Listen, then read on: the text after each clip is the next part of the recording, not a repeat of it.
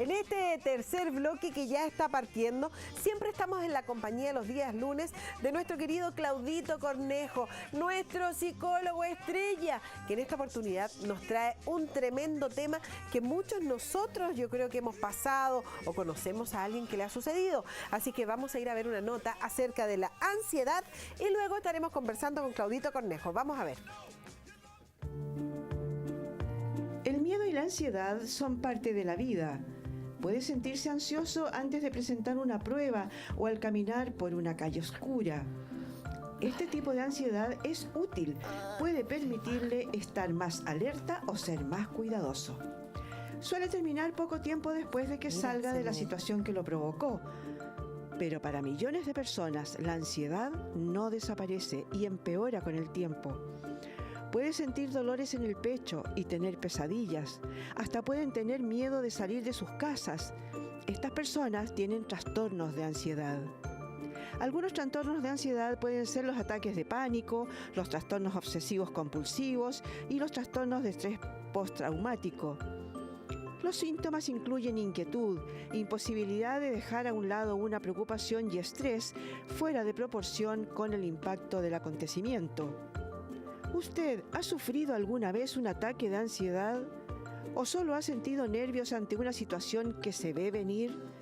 ¿Sabe cómo superar este miedo?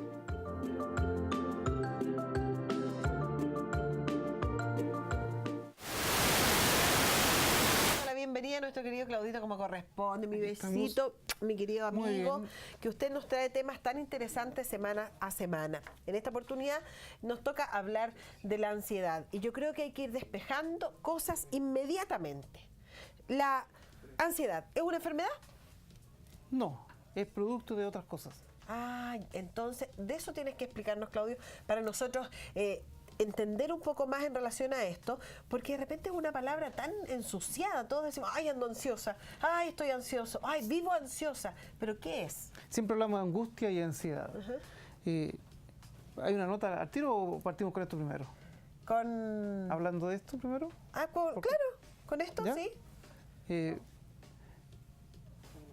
Sí, entonces, la ansiedad, uno dice, siempre estoy ansioso, pero lo ansioso tiene que ver de repente con cosas que tengo que hacer en el futuro, en algún momento, no precisamente con lo que pasó, sino con lo que viene.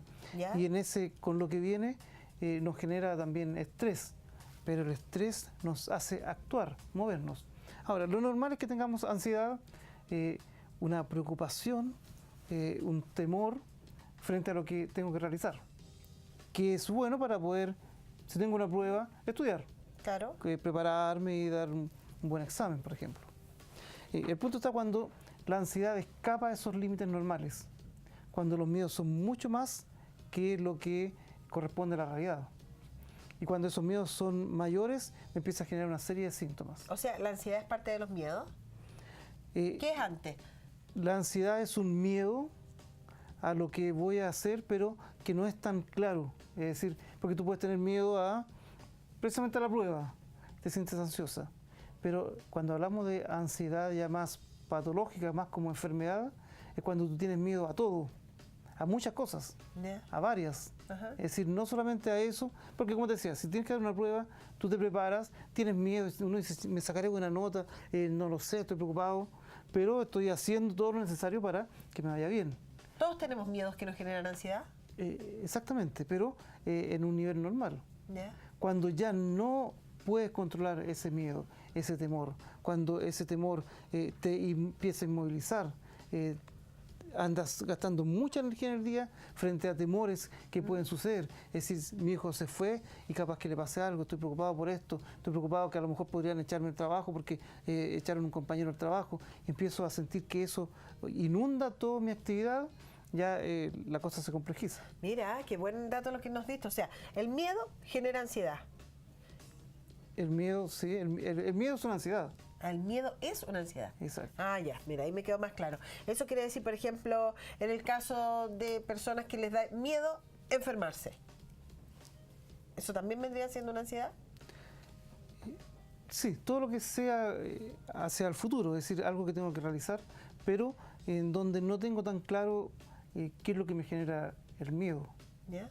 Porque como te decía, las crisis de pánico es una ansiedad, es un miedo en donde pierdo la capacidad de pensar, de reflexionar, se producen síntomas como que me voy a morir, se acelera el corazón, problemas estomacales, e incluso posibilidad de desmayarse, porque siento que mi vida está en peligro.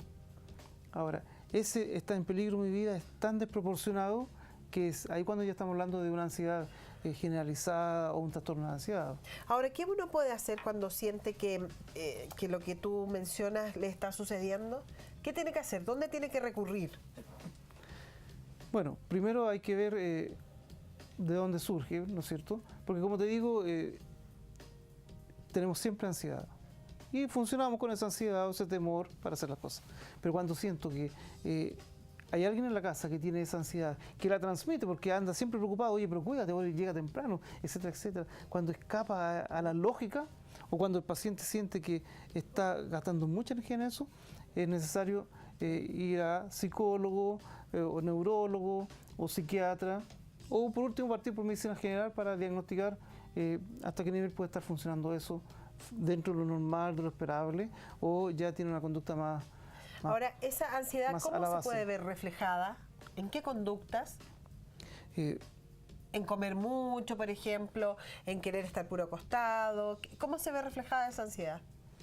Bueno, hay síntomas como sudor, temblores, miedo a perder el control, miedo a que las cosas no me resulten, puedo estar más acelerado, más activo, o bien tender a desconectarme de lo que está sucediendo, pero siempre hay un miedo, un esconderse en algún momento, porque como te digo, puede ser síntoma de varias cosas.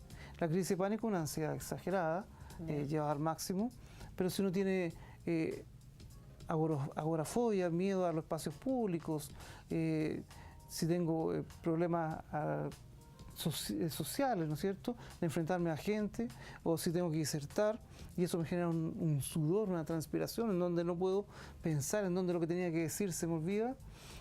Todos esos son síntomas que van entorpeciendo. Por lo tanto, esa persona va a tender a evitar, va a tender a esconderse quizás, va a tender a no hablar, va a tender a no enfrentarse a esas situaciones.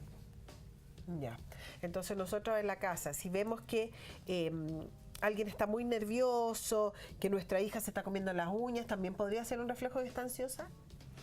Si le preguntaban por qué, es que tengo temores, que estoy preocupada, es que estoy, no sé cómo va a hacer esa prueba, pero hija, si ya estudiaste, no, pero es que es muy importante esa prueba porque siento que no sé nada, pero si estudiaste harto, tienes buenas notas, tienes un 6 promedio, no, pero es que igual yo siento que esa sensación de que algo no va a salir bien, entonces hay que ver qué le pasa, de dónde viene, porque esa inseguridad, ¿te das cuenta? La ansiedad ya no es el problema, sino porque se siente insegura, porque su autoestima, porque siente que la enfermedad que tiene. O sea, porque tiene la algo de gripe. fondo. Hay otra cosa de fondo, una depresión, qué sé yo. Ya, y eso, nosotros tú decías entonces que tenemos que detectar cuál es la madre del cordero, digamos, ¿o no? Para poder entender realmente qué es lo que está pasando ahí. Terapéuticamente lo hacemos nosotros, porque quizás el paciente no se da mucha cuenta. Nos vamos a dar cuenta los familiares de que está haciendo un montón de cosas, que exige, que manda, que reta, que dirige y siempre está insatisfecho o insatisfecha en lo que está realizando. Entonces uno dice, aquí esta persona, este familiar, algo está pasando porque no era así y ya lleva mucho tiempo, 3 meses, en una conducta similar y va en aumento. Entonces ahí lo acompañaremos al médico, qué sé yo, y el médico hará un diagnóstico qué cosa puede dar a base. Y como te digo, ahí puede estar una depresión o otro trastorno que te señalaba. Esto, ¿a qué punto esto llega a ser ya preocupante? Precisamente cuando la persona ya empieza a perder el control de la realidad. No está con ningún problema mental, no es una gran enfermedad, pero sí es preocupante porque esa persona ya no duerme bien, está intranquila, está llena de muchas preocupaciones que si uno dice, oye, pero si no son tantas. Pero esa persona lo empieza a pasar mal. Problemas estomacales, como te decía, problemas alimenticios, come mucho, come poco, la sudoración y en los casos más críticos que le pasa mucho a las mujeres, que como te decía, la crisis de pánico. Que o sea, van, y fíjate, la crisis de pánico, la mujer va a urgencia y no encuentra nada, le hacen todos los exámenes cardíacos, qué sé yo, nada. Entonces la diría al psicólogo. La persona no cree que es un problema psicológico y de repente a las 3 de la mañana del siguiente fin de semana le da lo mismo, parte toda la familia otra vez y allá le dicen no, si parece un problema psicológico y dice no, debe ser algo neurológico. Y generalmente los pacientes que atendemos se han pegado 2 o 3 viajes, la primera eligieron, no creyeron, a la segunda no creyeron, a la tercera no creyeron, hasta que de repente ya dicen vamos a ver qué pasa. Y ahí uno descubre que hay otras cosas. Y se dan cuenta que no es que estén enfermos de algo, sino que realmente es algo que a ellos les está pasando internamente. Psicológicamente, exacto. Ya. Ahora, en esa parte, nosotros como familia tenemos que estar conversando con nuestra, no sé, pues puede ser papá, mamá, hijos, hermanos, y ahí cuando detectemos algo, tratar de que vayan a un psicólogo. Sí, como te decía, generalmente parten de urgencia porque en las crisis de pánico los síntomas son terribles. La persona siente que se muere, despierta a las 3 de la mañana transpirando, con un gran miedo, el corazón al máximo. Es decir, es espantoso. Sentir, si tú no tenías nada y de repente despertar así, por lo tanto sientes que casi te mueres. Pero no siempre esto se va a mostrar como una crisis de pánico también, o siempre. No, este es el extremo, digamos. Porque como te decía, en las cosas más simples la persona está excesivamente preocupada, su humor ha cambiado, antes era más alegre, ahora vive preocupado, rezongando, pensando siempre en lo que va a hacer, en lo que no resulta, en cómo lo voy a lograr si tengo tantas dificultades, es como eso. Porque en la realidad, si tú piensas en tu vida, en mi vida, en el común de la gente, uno sabe en qué medida le pueden resultar las cosas. Y uno se prepara si las cosas no van a resultar tan bien para poder enfrentarlas de la mejor manera. Ahora, cuando uno habla de ansiedad, en muchas oportunidades, yo creo, chiquillas, ustedes que están en la casa, nos ha pasado que cuando uno habla de ansiedad es porque dice, oh, estoy ansiosa y come mucho. ¿Eso también está relacionado? Sí, porque la ansiedad tiene que ver con esa característica de un miedo al futuro, pero que no es claro, es difuso. Es decir, no sé a qué le tengo miedo. Mejor dicho, ni siquiera sabe que tiene miedo. Atribuye a que son distintas cosas, al trabajo como te decía, o al hijo, o a no sé qué, pero que en la realidad no tendría por qué tener esos miedos. Por lo tanto, no es un miedo a algo real, es un miedo más bien psicológico en cómo se enfrenta al mundo. Ahora, yo creo que hay una pregunta que seguramente usted que está en su casa la está haciendo y dice, ¡oye, que la Angelina pregunte! ¿Cómo combatir nosotros esta ansiedad? ¿Cómo combatir? Si es patológico, digamos, más enfermo, hay que ir a médico. Pero hay que generarse espacios de tranquilidad, de relajación. Vivimos todo el día corriendo de un lado para otro. Pero, ¿cuándo nos damos el tiempo para descansar? Si uno piensa, ¿cuánta gente tiene en su presupuesto salir de vacaciones? Ya sea en vacaciones de invierno o en vacaciones de verano. ¿Existe ese presupuesto? Quizás no, porque nunca hay presupuesto para eso. Pero de repente podemos dejar de pagar el agua porque sabemos que lo vamos a recuperar después, pero por último el fin de semana, por último ir al centro de Santiago, tomarse un helado, comerse un sándwich, un café, llevar un termo con algo y sentarse en la plaza. Hay tantos lugares bonitos que nos permita conectarnos, que nos permita volver a nuestro centro, que nos permita disfrutar de nosotros mismos, de mi pareja, de los hijos, de uno mismo. Es decir, ni siquiera tengo que salir con la familia, puedo salir a sentarme un rato y mirar cómo el mundo gira. Eso ya es disminuir la tensión. Y cuando disminuyo la tensión, empiezo a primero generar endorfinas, porque me hacen sentir bien, porque me siento ahora distinto, porque siento que las preocupaciones no son tan exageradas. Claro. Por lo tanto, quien esté más sano en una familia, porque todos estamos con algún grado de estrés, de enfermedad, el que esté más sano, que propicie esos espacios, que dé esa tranquilidad para que vayamos construyendo ese espacio más armónico, que ahora no tiene que ver con dinero ni con grandes recursos, sino con una actitud. Ahora, cuando nosotros hablamos de combatir, ¿cierto?, la ansiedad, uno de repente dice, claro, qué rico poder ir a un parque, qué rico poder ir a tomarse un helado, ¿cierto? Pero también para encontrar el centro, ¿es posible que yo esté en mi casa, no necesariamente tenga que salir? ¿O es más recomendable salir un poco de tu entorno? Yo creo que siempre es mejor salir del entorno. Puede que tú tengas la capacidad de estar en tu casa y si tocas guitarra, o te pones a pintar. Pero nos falta mamá esto, papá esto, otro, oye, pero que tengo que preparar la 11, y caigo en la rutina nuevamente. Ya. Entonces, escaparse de la rutina para cualquier persona, fundamentalmente para las mamás, las dueñas de casa, es imposible, están esclavizadas. Y si no, por último, tengo que elaborar la teleserie, y la teleserie, qué terrible lo que va a pasar, este tipo, este otro, igual es tensión. Entonces, cuando salgo a otro espacio, ya no hay reloj, no hay tiempo. Y apagar el celular, pues si no estás preocupado de los WhatsApp, y es lo mismo. Ya. Bueno, tú, para que la gente sepa, que Claudito me rete, Claudito no ocupa celular. No. No, de hecho, si tú quieres llamar a tu esposa, tú la llamas desde un teléfono a un red fija y ella tampoco tiene celular. Tampoco. ¿Viste? Bueno, para uno le resulta un poco difícil y complejo de entender, pero en una oportunidad yo le di una vuelta a lo que tú me decías y en realidad, pues, antiguamente uno lo hacía así. Yo me acuerdo que yo llegaba a Estación Central y llamaba a mi familia y decía, voy camino ya, en 45 minutos calculaban que iba a llegar.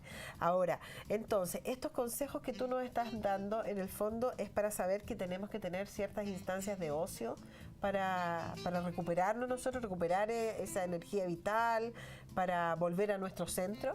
Así es, para volver al equilibrio. Porque no sé, WhatsApp, si uno mira, estoy conectado con muchas personas que están hablando. Es como meterse un montón de gente en la cabeza y estar ahí metido en esa vorágine de cosas. ¿Qué me aporta? Nada, estar en contacto pero ¿y yo? Conmigo. ¿Cuándo me disfruto? ¿Cuándo creo un espacio para mí en donde ya no existe nadie y solo yo descansando, pensando cualquier estupidez, pero que sean mis estupideces propias, no todas las estupideces que llegan ahí? Entonces, sería bueno que de repente fuéramos juntando o destináramos mensualmente alguna platita para ir a distraernos. Sí, y como te digo, ni siquiera de repente se requiere dinero. Tan fácil como tomar la micro, llegar al centro de Santiago y caminar. Parque Forestal, tan bonito, caminar. Barrio Bellavista en el día, casas hermosas. Estación Central, mirar la Quinta Normal, los museos, tanto lugar bonito que uno puede distraerse con la familia y solo el pasaje.